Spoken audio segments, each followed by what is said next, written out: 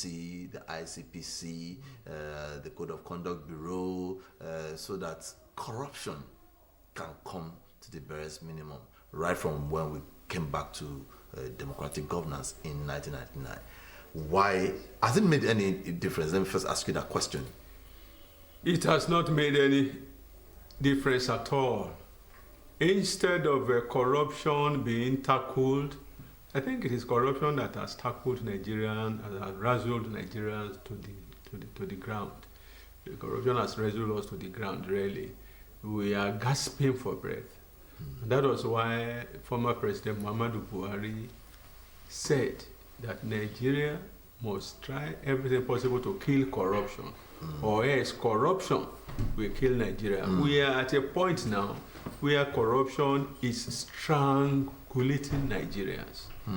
Instead of Nigerians seeing the end of corruption, it is corruption that is virtually seeing the end of Nigeria. So the fact that we had the EFCC, and the fact that we had the ICPC, and the fact that we have the Code of Conduct Bureau and the Code of Conduct Tribunal, all of these have not in any way impacted positively on the fight against corruption. Instead, we see that corruption is expanding its territory. Corruption is becoming more vicious. Everything and every sector and everybody is capitulating to corruption. It has come to a level now where corruption has become the order of the day. It has become a way of life in Nigeria. You hardly can get to any sector or any system where you would find people complaining about corruption.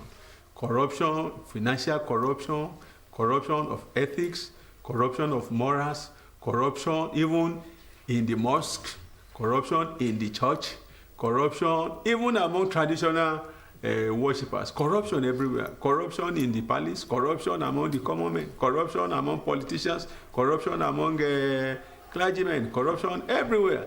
So corruption in the every tower, corruption in the primary school, secondary school. Virtually everybody now is engaged in corruption. Corruption appears to have become the most thriving business, the industry that we have at the moment in Nigeria, and it's so unfortunate. Well, I'm wondering why this is happening.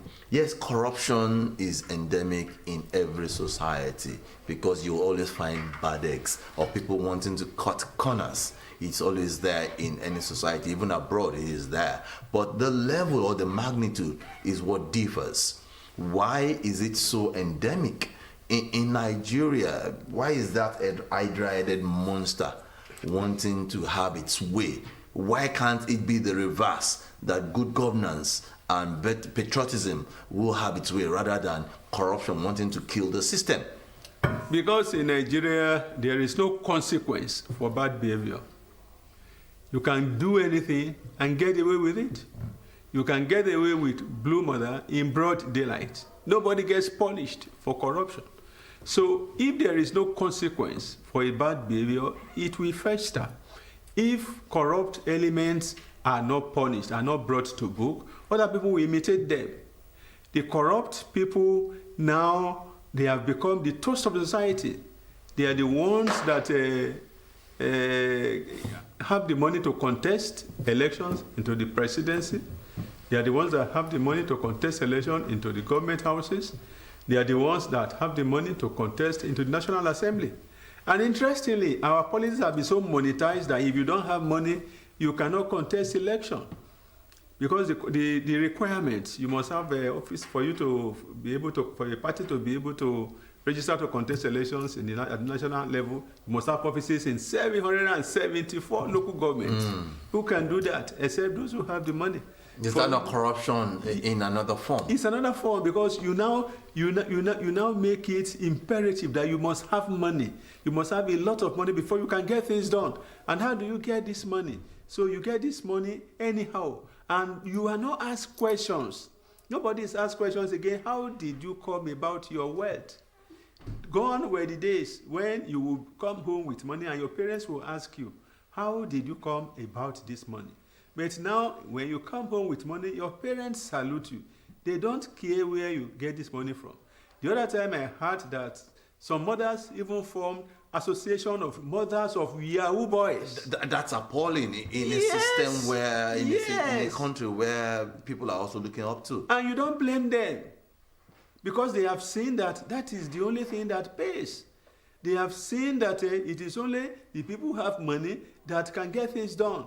They have seen people at the national level who embezzle money and they get away and they are walking away free. They are walking about freely. They have seen governors who embezzle money, people who embezzle money and walking away bravely. They have seen that even corruption has taken over the judiciary. That you don't even have a hiding place anymore. The last hope of the common man has fallen to the vestiges of corruption. So when everybody is now corrupt, so to say, when corruption has taken over every sector, it is you that you are trying to be morally upright. That is a fool. Is it not said that when you are in Rome, you act like the Romans? So even if you are in Nigeria and corruption is the order of the day, you too, you also. So if you can't beat them, you join them. That saying, when you are in Rome, you as the Romans, it literally means that you should observe the convention of the society where you find yourself. But somebody that is upright would not want to join in corrupt acts or corrupt tendencies. Now, if we're saying that now, are we not saying that the anti-graft agencies are not strong enough to tackle some of these issues? Or are they strong enough, or are there issues behind the scene that we're not seeing? Are they themselves above board? The people who are fighting corruption, are they themselves above corruption? Is this not a case of the hunter being hunted? There was a book with that title written by the late Yinka Odumanki, Hunting the Hunter. We have had cases of corruption even in the high echelon of the EFCC. Now, mention any of their former head of operations, chairman that did not go down because of corruption, because of allegations of corruption. Mention one. So, and these are the people who are supposed to be fighting corruption. So, bad, like you said, bad eggs not only in their midst, bad eggs from top to bottom. So how can such people give you confidence that they are fighting corruption? We have read in the paper, some of us who are journalists, we have written about loots, Abacha loots that were recovered, being looted again. So money that was recovered from those who looted it, those who recovered the money also looted the money. So corruption has become so endemic to the point that even the people they are to put in charge to fight corruption, they themselves have been found wanting. They themselves have joined the Joneses. So it becomes a free-for-all. So you need now, when a problem becomes cancerous, when it has metastasized like corruption has done in Nigeria, you need a very, very critical surgical operation to be able to tackle it. It's like you need to, you want to deal with cancer, you must excise it. Can there be a declaration of emergency in that light? Who will declare it? The person who will declare it. Is he above board? Is it not said if those who come to equity must come with clean hands? The person who wants to fight corruption must himself be above board. Like Caesar's wife. Not only must you be seen to be clean, you must be manifestly seen to be. It must be clear to everybody. If you are not clean yourself, if people have doubts about how you made your money, if people have doubts about how you came into your opulence, how can you come and fight corruption? If you have cans of worms that you yourself you are trying to cover up, how can you come and say you want to open up another person's cans of worms? If you have your own bag and baggage, that a lot of people they are familiar with, because corruption is one terrible thing that a single person cannot alone be corrupt. You need accomplices. Some people must help you. I have worked closely to some of those people in position of power. I know that governors don't sign checks. So, yes, So how do they now come about the billions that we always hear that they embezzle? They say one governor now that they are running about, they are pursuing about, that he embezzled how many, 180 billion, how many billions. How did he embezzle it? Because he would not have signed any check. You have people around them.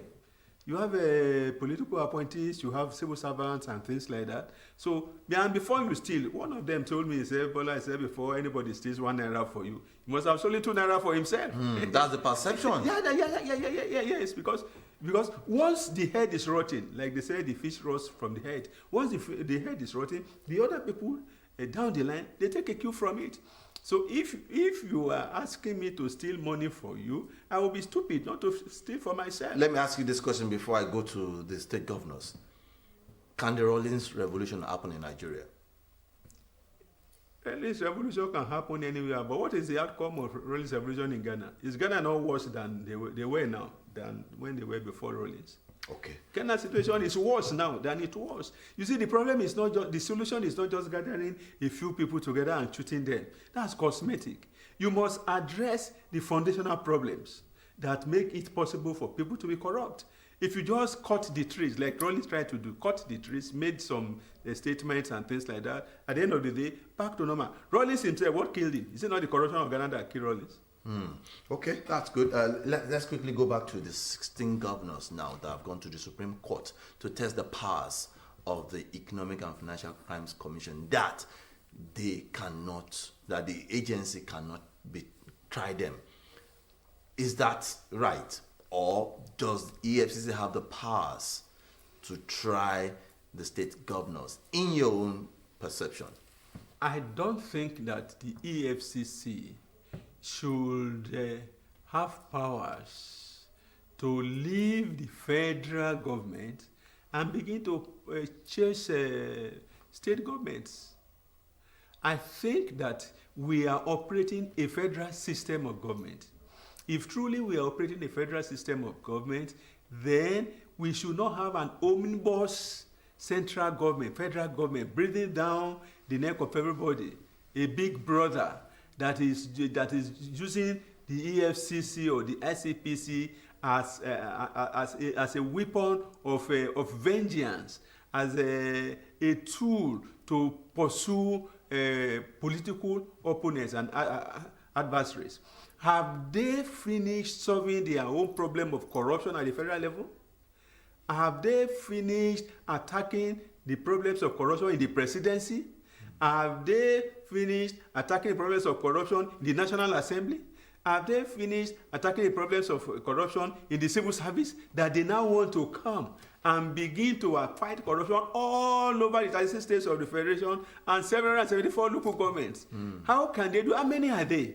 That is from the level of logistics, the level of, is it possible? You just find out that it is not possible for AFCC in Abuja, with a state with a few members of staff, to be able to tackle corruption all over the country. It is not possible. That's one. Number two is that it is not in sync with the principle of federalism. The principle of federalism says that we have federating states, federating units, and then we have a central government. And the federating states are supposed to be autonomous. And the central government is supposed to be a weak center that is only responsible for shared values. Just those responsibilities that the states cannot perform, like foreign affairs, like defense, and things like that, like guarding the borders and things like that. Even during the First Republic, we had a situation where the regional governments had their own foreign offices.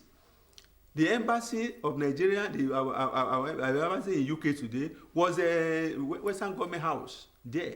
So where we were free to conduct our own foreign policy. So a federal system, properly so-called, does not allow for what the federal government is doing with EFCC. Let the states try as much as possible to police their own resources. Let them have their own agencies to tackle corruption if they want to tackle corruption. If they don't want to tackle corruption, that's their own problem. That's their own business. Let the federal government, if it wants to tackle corruption, tackle corruption within the federal system. They have a lot to do within the federal system. They have even more than enough to do. Instead of poke nosing into the affairs of the states. That is not to say that the states should be corrupt. That is not to say that there should be corruption at the state and local government level. No, what we are saying is that the instrumentality of tackling that menace should not be the EFCC or the ICPC. Okay, that's a position that you have taken. It's not a general position, it's your own personal opinion. And the position of many people who truly believe in federalism. Okay, well, for those that believe in federalism, yes, it's also their position that things must be done, power should be devolved at the state level. Now, if we're saying that now, what will now be your take, looking at what the anti-graft agency has fought over the years? Because we saw some governors, some senators, some, let me just put it generally, some politicians, and even the one that is currently in court, the central bank governor, that had so much, allegedly having so much to his coffers, being at the helms of affairs. So if EFCC and other agencies are not doing this, how can we now tackle this if we say it should go to the states level? You see, the state, the EFCC, the SCPC, they are selective in the way they are fighting corruption. They fight corruption, they only tackle the opponents, the enemies of the government. The friends of the government are left to roam about free. We had it when a one-time chairman of the ruling party, APC, told us that once you join the APC, the ruling party, your sins are forgiven. Once you join, it doesn't matter the level of corruption, it doesn't matter the allegations against you, it doesn't matter the evidence against you. Once you join, your sins are forgiven. We have had people crying, shouting that if the chairman of the APC, Ganduje, who was found, was seen out on camera stalking dollars, revived under his barricade, should be tried. He has not been tried. Nobody is trying. Nobody is going to. The AFCC is not going after him. There are so many other people like that who belong to the ruling party, and nobody went after them. And it's the same thing when PDP was in power. Those people who belong to the PDP that had corruption cases hanging around their neck, the EFCC didn't go after them. So you find a situation where the EFCC has become an instrument of political vendetta. And when you have a situation like that, you can't function properly. When you lose credibility, when people do not believe that you are doing the right thing and that you are doing it in the right way, they can't have confidence in you, they can't have trust in you, they can't come with evidence, and then they can't support you. So that's the situation we have now. We have a situation where some people are being used as scapegoats because they do not belong to the right political party, or because they have access to grind with some people. So if tomorrow the situation changes, another party gets to power, the people who are being victimized, I want to use the word victimized, who are being victimized, who are being tried today, can be set free. And then it can now become the son of other upper people who are on the wrong side of politics then. That is not how to fight corruption. We want to fight corruption, there must be level playing ground. There must be rules and regulations. It should be regardless of whose us is God. It should be that anyone, now that is how it is in the advanced countries. If you are a prime minister and you are corrupt, the police will arrest you. There is no immunity. But here now we have immunity. Those who are in power, they have immunity. Even when they leave power, they still enjoy immunity. They leave power, they still hide under their godsons that they are put there to enjoy immunity. They still run under the banner of the ruling party to enjoy immunity. So in a situation where there is no level playing ground, in a situation where there are no consequences for bad behavior, in a situation where you can get over anything simply because you have the right political affiliations, how can you claim to be fighting corruption? That is not how to fight corruption. When you are going to fight corruption, you will set the rules. And anyone who falls foul of the rules will be brought to book. Anyone who engages himself or herself in bad behavior, bad conduct, knows that there will be a consequence. But when you know that you can get away with blue murder in broad daylight, We can't call that fighting corruption. Okay, as we round up now, can I ask you this question? Is the anti-corruption law defective? Is it defective, or are there room for amendment so that it can get more effective? It is not the law itself that is defective. You see, it is the people operating the laws. You see, a bad law can be operated in such a way that you will have results if the people operating it have good conscience, if they are really interested in operating it. We have lots and lots of laws. Our problem is not in making laws. We have laws. Yeah, our statute book is filled with laws and things like that. But the implementation, the right mind, the orientation, the belief systems, and then the system that we operate, that is the problem. It is not the law. If you go anywhere and bring their laws, go to the US and bring their laws to Nigeria, it won't work because of the people who implement the laws, because of the cultural and social milieu in which they are operating, because of the lot of influences and pressures that won't allow the right thing to be done. Those are the things. It is about us.